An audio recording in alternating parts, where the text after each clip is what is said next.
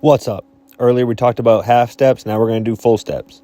So in the last video we did half step, front foot going forward, half step, back foot, half step, and then returning to your stance. Now we're going to do a full step, so the front foot's going to go forward and the back foot's going to follow, or if I'm going backwards, the back foot's going to go first and the front foot's going to follow. Okay?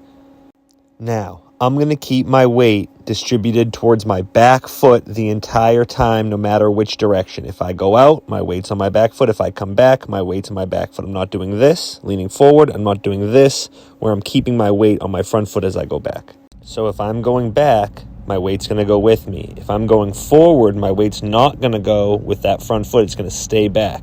If I fail to do this and my weight goes forward onto my front foot with that jab, I'm going to be slower to dodge because I'm leaning, so my center of gravity is starting to go over that front knee. I'm also going to have no power if I decide to throw my backhand because I've already left the ground.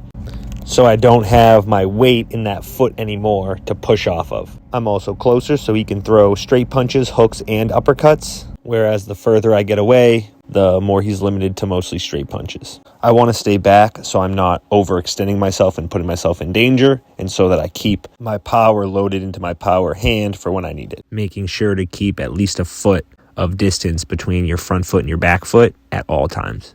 What you'll notice is from the front, when you throw the jab, you're going to twist your body so you get really skinny. It's called bladed, and your hips are going to line up. Like your front hip will be in front of your back hip. But then when you bring that hand back and you step the back foot up, you're going to rotate back towards your center. So now your hips are going to be almost next to each other. Your shoulders are going to be almost next to each other. Not quite square, but a lot more than when you're throwing that jab and they're stacked front to back.